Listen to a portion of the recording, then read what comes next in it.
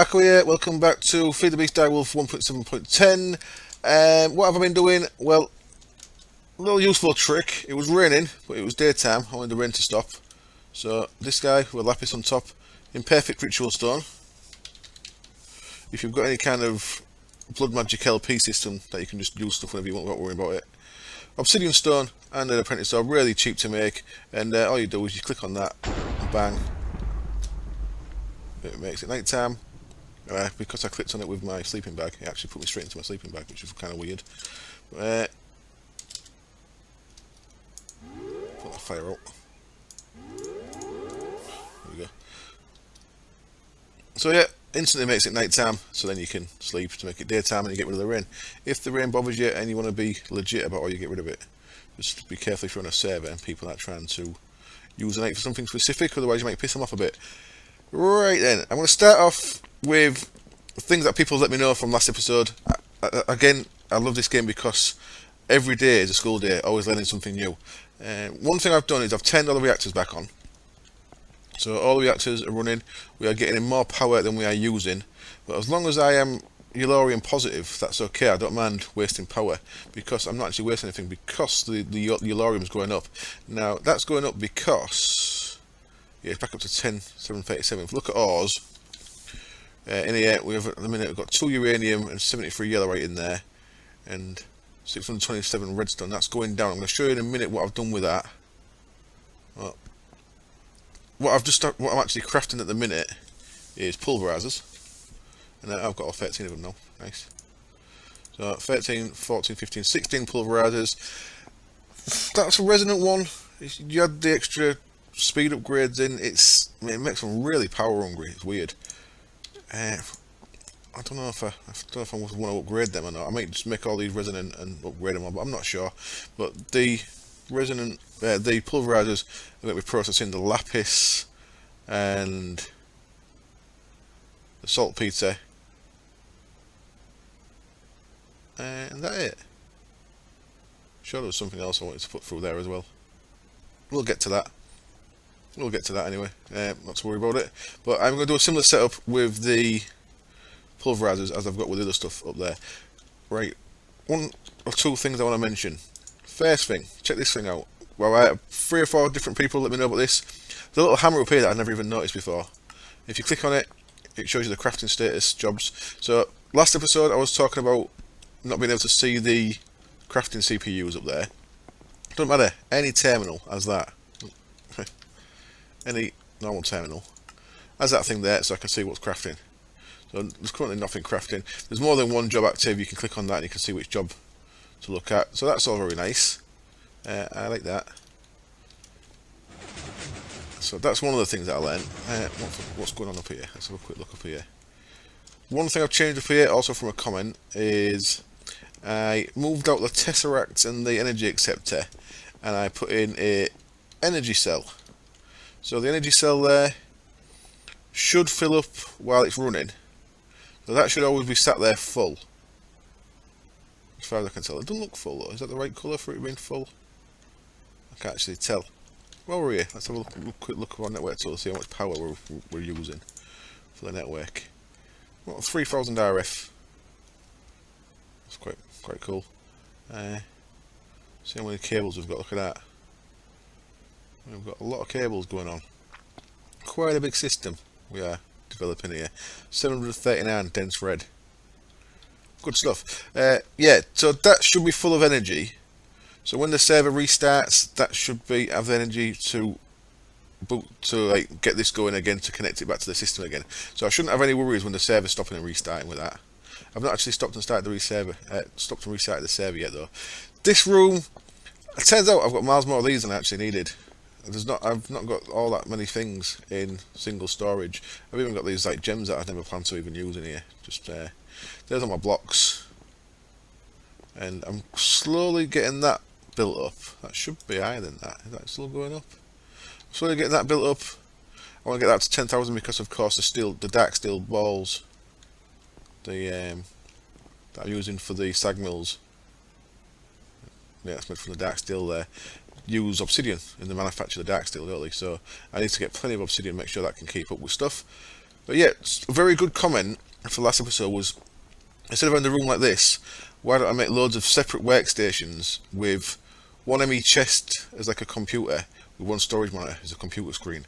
I may do that in the future. It's going to take a lot of work and a lot of messing around with channels, but I may do it so that there's loads of little booths on this floor, and of course I've got another empty floor there and an empty floor there. So I could spread that room out into 3 separate floors. I have loads of little workstations, so it's like an actual office. I may do that. I may save that for the next series. I may just leave that as it is for now. Save that for next series that I do, because that confused me for a second. Because the next series I do, I shall be, well, future series that I do will also be have a lot of AE, of course. And the other thing that I've been doing wrong, which I've been kindly told about, if I want to craft more of this, what I've been doing is I've been taking out, well, I obviously can't take 28k out. If you press the middle mouse button on anything that's got a craft recipe, you can go straight to that, which is very nice. So that was Capture who let me know about that, and I've been told that before and I forgot all about it, so thank you for people who've told me that before. So yeah, anything with a crafting recipe, so no, that's just auto crafted. What's got a crafting recipe? Come on.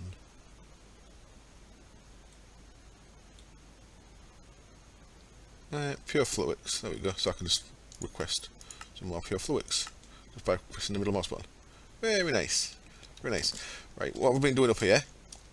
Another comment was, if you right click these with a wrench, you can set the flow. Unfortunately, with the hyper rationings, it doesn't work, but I want to show you what the person meant who told me about this. So I have to change things around in here a little bit as well. If you remember last episode, I made that into a single, the multi-part interface, but that's of course fastened to the retrieval node, and I need it to be fastened to the retrieval node and to the resident ender chest. So I made that back into a full block one, so it can accept things into it via the retrieval node, and it can push recipes out of it into the resident strongbox. So I've moved the sand to silicon onto the side with the level emitter there, and of course I've got the storage bus there with my ores added. So I've added ores to that, so they'll go in there. One weird thing is, even though all my ores are getting processed through them sag mills, I am getting both thermal expansion dusts and IC2 dusts, which I've got no idea why. So I've got 2 types of tin, 2 types of gold, but there we go. I've added the recipes for all the dusts to these, so as you can see, something's just happened there as one of the laser drills has pulled up an ore that's been turned to dust into there and then been turned into ingots into here. So that's all fully automated, and that's all that's going all nicely, so that's good. Yeah, and the thing I want to show you with the wrenching, so I've had to use covers there because of the hyper rationing pipes. If I wanted to do the flow proper, now I don't really need it in here because this is just retrieval, so it retrieves things pretty quick anyway. What you do is, if you wrench that, you can see that 3 lines have got these stripes and 1 line's open. So the line open is the line things are going to go. So it don't really make a difference as we're going up here, but once we get to here, you will see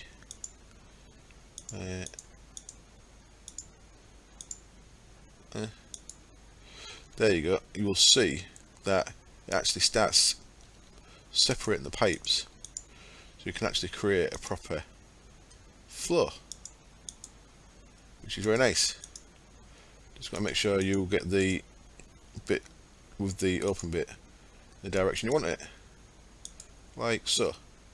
So that's that's very cool. So you can actually create a proper flow there without it messing up, which is nice. So I'll do that, it looks a bit tidier. I'll do that, and I say it doesn't really matter in here because this is retrieval node that's just scanning everything really quick anyway, quicker than I need it to, so that's all good. Chad did ask last episode how am I powering these machines. Just to show you really quickly how I'm doing it, is this is a cover. There we go. I've got, this is an ME cable, of course. This is a Ender IO power conduit, and there what I've got is a transfer node from extra utilities, a little bit of energy pipe, and as you can see there, the energy pipe connects to the transfer pipe there. So this LAN, as well as putting things into all these machines, is also powering all these machines. The thing is, it doesn't power them enough. Now, when I was working through all that, like 67,000 coal, and behave, look how much coal I've got. I have got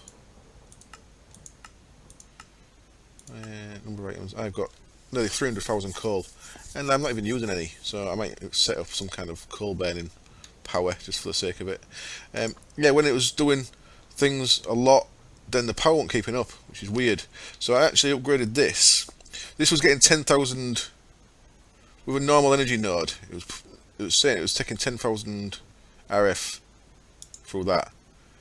Now, because I've upgraded it to a hyper energy node, it could in theory take 100,000, a hyper energy node, but because it's only connected to one Ender IO conduit, it can only take, you can see there, 20,700 odd, which is the maximum, 20,480, as you can see in Whaler there, which is the maximum that an Ender IO conduit can put through. So that can put that through, but it doesn't seem to keep up. Now that there, if you mouse over it, says max 100 RF a tick. Is that the maximum it can take in? I think it maybe is. So it's using recipes. So for example there, it uses 400 RF per copper ore, but it looks like it can only take in 100 RF a tick. Possibly. Because after a while they all drain of energy. So it doesn't actually matter which one of these you've got on, they're going to drain anyway, which is a bit weird. Yeah, a little bit weird. I'm sure if I'd connected it all with Ender IO conduits, which would mean be a bit messier because I'd have to run conduit to every block, then they'd be able to take in, I don't know, maybe we won't be able to take in more. Maybe it's a fixed limit on what I can take in. So yeah, right, next room then. What have I done in here? I have done not much in here. I've taken a little bit out of here. I've not done much in here yet. These need upgrading to resonance because these need to be quicker. Because and this needs connecting to the AE, of course. This is still at the minute not working properly because it can send things into this but not take things out. So that's the one on my to-do list. This room I've been playing around with a bit, so this room is now fully AE'd. So let me talk you through this room. I have got a little setup here that's doing sand, glass, and snowballs. Snowballs, basically ME import bus, which is importing whatever that makes on a level emitter. Level emitter set to 32,512, which is a full 4K cell. So if we look in the system here, we'll see that I have got various things all set to 32,512, which is a full cell, and any overflow from that will go into the trash can. So if I get like 32,514, then 2 will get trashed. That's alright. So that's maintain level. That sand's also going back up to that level. And the obsidian should be going up to it as well. The obsidian isn't because that is wrenching. Aha. That's why the obsidian wasn't going up. Cool. So that should go back up. As you can see, this is cobble. No, this is smooth stone, and that's full. Cobble's full. Sand is not full. And that also is not keeping up. Look, I think it's pretty much staying as it was when I connected, so it's using the same amount as it's getting in, even though that's got a transfer node under the floor there as well. There you go, transfer node. Transfer node is powering these, and it's powering these across here. What we've got over here is I'll get to in a minute. So I've changed that around a little bit. That's using the transfer line. Transfer line comes under here, so it runs water into these two, and it runs water into that one. It runs power into them 3. So that's all pretty straightforward, I think. Basically, level emitter controlled on the import buses back into the system. So that one's making cobble. This one's actually taking in cobble and making sand and gravel. And then that goes back into the system there. And then this one's pulling in sand from the system. So it isn't taking sand from this, it's actually taking sand from the network and turning the sand into glass and maintaining the stock of glass. So that's just that sorted there. And then yeah, this side what I've got is, that's of course my, that's not actually doing anything, Ignis extruder, it's just spare. This is my quadruple compressed cobblestone manufacturer. If you remember, I've got Steve's factory manager under there, which I'm thinking of changing for a full speed extra utilities one, just because I like the way it works. And this server's been running a long time, and you can see we've only got 56 quintuple. Now on the Utopia server, I only had that barely upgraded extra utilities one for a while. I'd got up to an octuple, so I have got a couple of bedrocking drums and that though. So I have had some octuple out of this. So that's just all that's running is off one cobble gen, of course. Here we have got the Yellorium and the uranium production. So what I've got here is I've got an induction smelter, resonant one, upgraded with the secondary sieves, which gives you more chance of getting the bonus material. That processes my redstone ore into redstone ore blocks and gets me a decent chance of rich slag. So we've got sand coming in there. We have got, that's the import bus taking everything back into the system, and we have got redstone coming in there. So it's quite heavy on channels, but it's okay. So that's that one. These are not connected next to each other. They're just they're next to each other, but they're not actually doing anything next to each other, if you know what I mean. So there's nothing actually going out the right hand side of that. The rich slag goes back into the system because I've got a stock of it, and I don't want it jamming up just waiting for rich slag. This one is very similar, apart from the back it is taking in uranium and yellorite, in the side it's taking in rich slag, and then again at the top it's putting out whatever. So as you can see there, it's full of rich slag. Rich slag means that my uranium and yellorium gives me 3 ingots per ore guaranteed. So that is why I'm keeping on top of the usage from the power is maintaining positive, because I've got one of my laser drills, one of the 8 sets of laser drills has got the green upgrades in, the lime upgrades, which gets me more uranium. And then here's my cyanite reprocessing, which any cyanite I get, which is of course all the waste from the reactors, goes into there, gets turned into plutonium. So let's just double check this while I remember, because when I changed these around to AE, I noticed that some of them had cyanite in here they shouldn't have had. So yeah, that looks to be clearing okay. So I've got 3 of the reactors running on yellorium, and 1 of the reactors is running on plutonium, which is what the reprocessed cyanite makes. So if we look at our stock, yellorium, we're back onto 11k. I think I can take them lime upgrades out of that and stay positive. And plutonium, we are at 12k, so that's even going up. So I might even get to put 2 reactors on plutonium. Yeah, what I'm going to do is I'm going to monitor this. I'm going to take out them guys and just leave that on the random thing and see if it maintains positive yellorium. I think because of the plutonium as well, it certainly will do. Right, so that is, I think, everything covered from last episode. What I've said for the last couple of episodes but not actually shown is that there's an occasional explosion now and again. That's because I'm using mob essence to spawn. This is just powered by a Tesseract at the minute, because obviously this room's not connected to anything.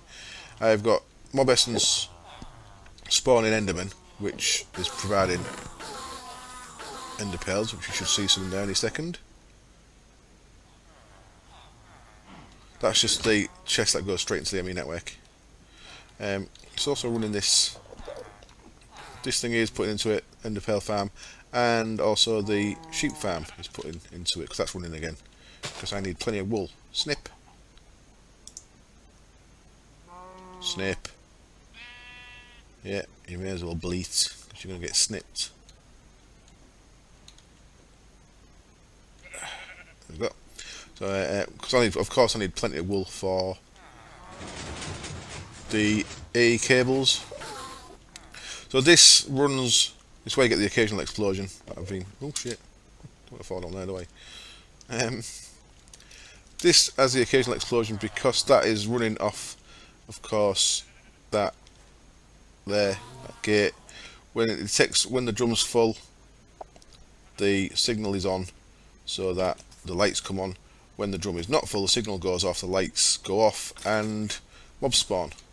So it's just maintaining that drum at 65 million all the time. It's very nice. Right, I guess what I need to do now then is I need to sort out this room up here. Another talkie episode here. I need to start sorting out this room. I'm going to shift this stuff across to there. I need to get all this A connected, don't I? And I'm going to build a bank of pulverizers on this side for processing that other stuff. the saltpeter and what else was, whatever it was, I can't remember. Back in a minute. Right then, I have been getting on with some business, getting on with some work. A couple of things I've done is I've added in here, I'm just covering the floor up where I've done it. I've added, well, in fact, I've moved these two transposers, fluid transposers, from the other room. These were in the other room and they've never actually been connected to anything. I've now connected these up. These need a pattern in there to say that a bucket can become a bucket of water. And this one needs to say that a bucket can become a bucket of lava. So that is going to let me craft buckets of water and lava into the system. I'm just going to quickly do that. So I need an empty bucket. I've got an empty bucket. I need a bucket of water and a bucket of lava. So I've got a bucket of lava in there. As you can see, I've just done it for destabilised redstone as well. So that's going to get me a bucket of lava, and that's going to get me a bucket of water. And then we'll step into the next room. Now the destabilised redstone is so I can make auto crafting for signalum. But for signalum, I'm going to have to add pulverising copper and silver back into the sag mills. And I think if it's doing it for crafting, then it won't go to the what do you call it? The alloy smelters. I think I'll have to see with that. It might be a case I'm going to need a separate sag mill or pulverizer just for that, which is a bit of a shame. I'm saying that though, I don't need a lot of signalum. I can use it to upgrade machines. You need it to upgrade machines to resonant. I'll just put water and lava in that, so now I've got two lots of cobble going in there. I've just been playing around in single player test world a little bit, seeing how crazy I could go with a extra utilities cobble gen. Now, of course, if you do 9 transfer nodes fully upgraded into one crafting table, that gets you quite a lot of cobble. But if you multiply that 9 by 9, so you've got 81 sets going into 9 crafting tables, that gets you a full set for the next level, and it's exponential, and you can go all the way up to, I think, 43 million cobble gens at the bottom. So you'd be getting a octuple every second, which no, not every octuple every tick. Well, even more than that. What, it'd be a stack of octuple. Just about. I don't know. Crazy. You can go nuts with it. I might use as a bit of a Rube Goldberg type of thing. Where's my map? It's Control J in it. Yeah. Map isn't working. Is it? There we go. It's J. I get mixed up. Of course, this whole room here, that's where the altar used to be until I moved it underground. The funky locomotion altar. But this whole room's empty. I could make an enormous cobble gen just for the sake of it. Let me know what you think. It's not going to be 43 million cobble gens, but I can maybe get to a few hundred, or maybe a couple of thousand. Just copy, rinse, repeat, you know. Anyway, let's put the water one in there. So 1 water bucket with 1 water on an ME interface, putting it into the fluid transposer, which has got water to fed from that in the tank, and then ME import bus just pulls it out the back. So we should be able to request lava buckets. Let's have a look. I've got 16 already, so middle button. Let's ask for another 8 of them. I'm just going to craft me buckets. Because there's no empty buckets in there. As you can see, it's working. Wonderful. So that, and as you can see, it's lit up on the front orange. That's working away, and it's crafting me lava buckets. So, mainly used for lava buckets, of course, is the come on, what's the stuff? This stuff, alchemic chemistry, for making incendium, for example, or for making it. I can use it to make obsidian. Look at that, interesting. Right, of course, one thing I do have to do is this lava is coming from a something out of the nether over there that needs sanctus feeding into it, otherwise it doesn't go into the tank. So at some point I'll have to change that around and either automate the sanctus again, because that's not connected to the network at the minute. Right, so this is the other room I've done a lot of work in, and I couldn't look on camera, but again it takes a lot of working out. It's just trial and error a bit. So what I've got over here, so remember this was separate before, what I've got over here is basically, let's start here from the way it comes in from the ME network. So it comes in, we have an ME export bus. This one exports redstone, just redstone, into a magma crucible that's dedicated for redstone. Turns it into destabilized redstone, puts it into this pressurized fluid tank. So there's a holding tank of 32 buckets worth in there. And then from that I tried pushing it into these resonant portable tanks that hold 512 buckets. But even though you can push out the pressurised tank, you cannot accept fluids from the side of a portable tank. It's only top or bottom. So I've used a little bit of ender fluid conduit just to bring redstone out of that, liquid redstone out of that into that, which then puts it into there. I could have put it straight from there into there and not had either of these, but doing it this way it gives me 544 buckets worth of liquid. In fact more, it's got another 10 there, so 564 buckets worth of redstone ready to go, so it's a bit quicker for actually processing stuff. And really I should upgrade these, shouldn't I, to make them faster, because they're going to be auto crafting requests. So I've done that for each one. So that one's got lava, that one's got ender stuff. This one's got energized glowstone, which I barely use, and this one's got liquid cryophium, which I also barely use. But you know, if you're going to do it, you might as well do it. The difference in the back is, of course, the inputs. This one inputs either ender lily seeds or ender pearls, because I had quite a lot of ender lily seeds, and they do produce quite a lot. They produce 4 buckets worth each, and I've got no other use for them, so I've got them going in there first. And this one, of course, just takes glowstone. This one needs cryothium dust, which is of course crafted using bliss powder, niter, snowball and redstone. So I've added a crafting card in there, so that's added a crafting card, so that actually crafts cryothium dust on demand. So as you can see, that's filled up. So I've got a massive amount of this stuff that I'll probably never use, you know, fun and games. Well, that's also crafted because in the system we can craft bliss powder. The bliss powder, of course, is crafted by sending snowballs into here. Sending snowballs into this one. That creates bliss powder. So that's kind of automated, and that's kind of automated. Then on the back, all we've got on the actual fluid transposers is ME interfaces. Now, the ME interface puts in the recipe for what I want. So if I want to create a cinnabar, I've got plenty of cinnabar. Let's craft some more. So, cinnabar, 64 more of them. Thank you very much. Is going to send me.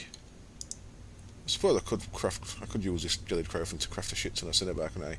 So that's sent cinnabar ore into there, which is creating me cinnabar, which is also meaning that I need more cryothium dust, so it's going to be crafting me more cryothium dust, which in turn means it's sending snowballs to a fluid transporter to make more bliss powder, which also in turn means that my snowball is going to fall below its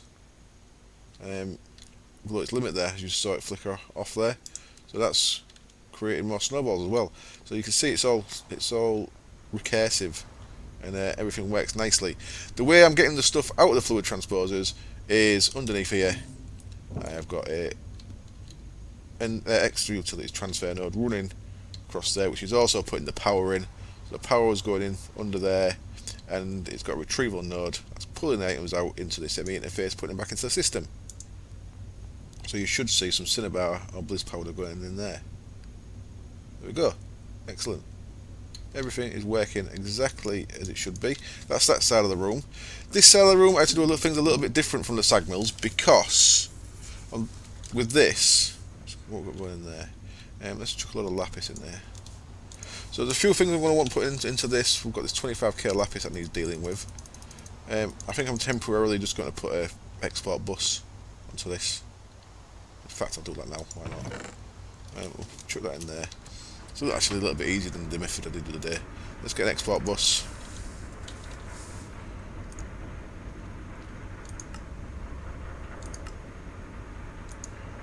Bang that on the side of there. And then I just need to connect that to there. So what I've found is if you put cables on and then paint them while they're on, then all the things go offline. In fact, I'll show you. If you paint them first and then put them on, it doesn't send everything offline. But watch this. See if it does it. I bet it doesn't do it now. So that should connect, because they're just fluics. I see next door stayed connected both ways. Whereas now, watch this. If I paint this, Yeah, I've done it. Something I was doing earlier was sending the other rooms offline, so I was ending up with some ores back in here. That should have been auto processing. But things were going offline. We should have no little ores in there now again. Okay, so the things I want to send into this are saltpeter, redstone, saltpeter, and lapis. I'm going to be going into there. So I'm going to need one capacity upgrade. I'll just do them one at a time, never mind. I've got 3 acceleration cards, that'll do. So I'll get all the lapis done first.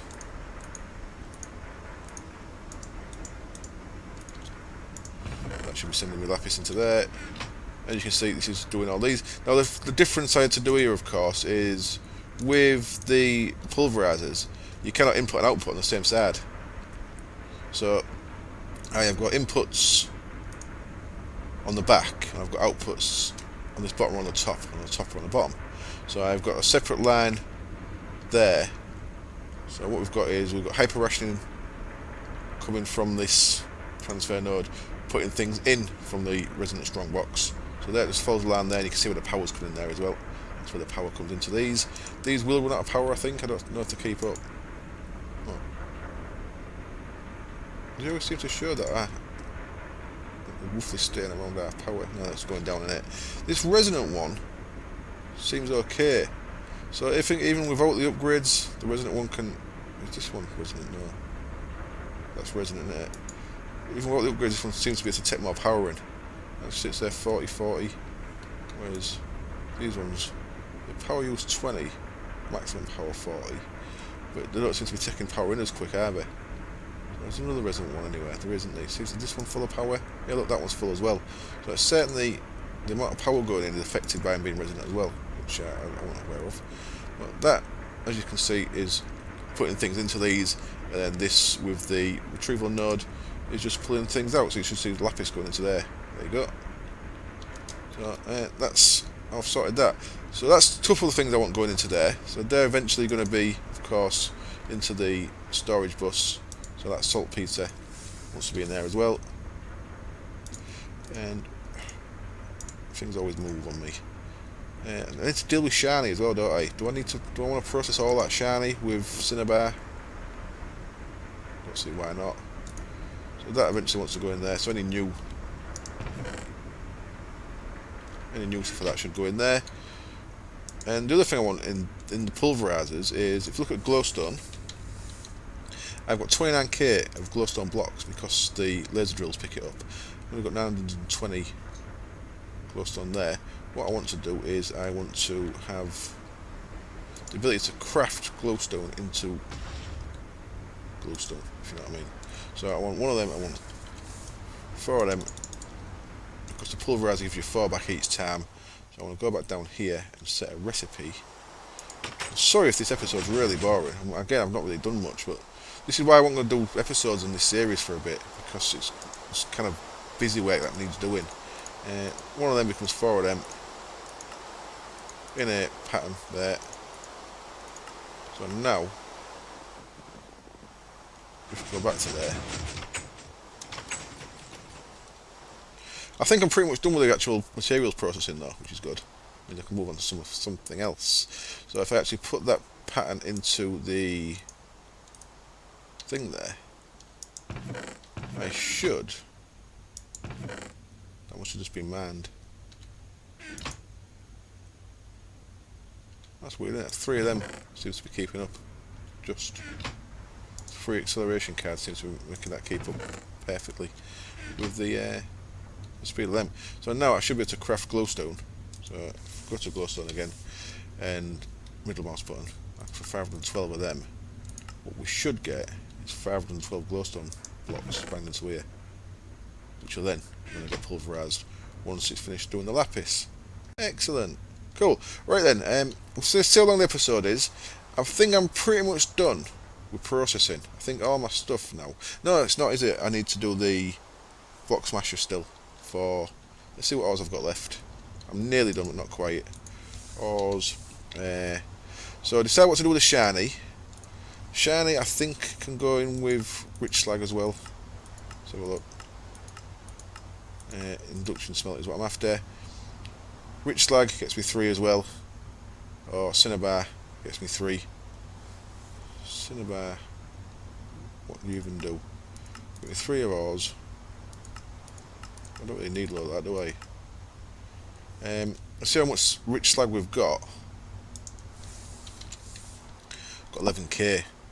So it's certainly more than I need just for the thing in it. Let me see how this does. I might run out of rich slag, but it might work okay. So what I'm just going to do is I'm going to add to no, which one is it? Is it that one? There we go. I'm going to add shiny ore to that, so I'll end up with an absolute ton of shiny ore as well. And we'll see how the rich slag bears up. So shiny ore, I've got 4,000 of, and rich slag I've got, was it 11,000? So I should be okay, shouldn't I? Yeah. So there, that should be fine. So I should be able to process that through there. So that's that one dealt with. That's getting me 3 shiny for each one of them. That's dealt with. So I've got, yeah, diamond, mana infused ore. I don't even know if I want to bother with it, to be honest. I might just bin it like I am doing with some of the other stuff. I'm binning all the biomes of plenty stuff, aren't I? Can make mana infused ingots, which can be used. Lamps. I suppose I should process them just for the sake of it, shouldn't I? Well, I'll just add them to the sag mill and put them into a storage cell. Why not? So that leaves me diamond, emerald. We've got night ore covered. Cinnabar I'm kind of leaving mostly as is, because I don't know if I want it for making that red cinnabar for making quicksilver. And then cobalt and ardite, do I want to do anything with them? Or am I not bothered? Sag mill. Nah, screw it, I'll sag mill them as well. So that. Oops. That, and that mana infused ore can go into the storage bus of the sag mills, and then of course the dusts we get from them can go into the storage buses on the what do you call it, alloy smelters, and I can create a cell for each of them ingots and add them to the cell farm across in the ME chest room. Right, I'll cut the episode there. If it's long enough, I'll probably just wrap up there. In fact, yeah, I'm going to wrap up. Might be a short episode, I apologise. I'll work out what I want to do next. I think now I'm pretty much sorted. Between episodes, I'll try and get that side done with all the P2Ps. Then we can start filling the upper rooms again. So I've got farms and stuff to make, I guess. And yeah, I hope you join me for that. Cheers. Bye.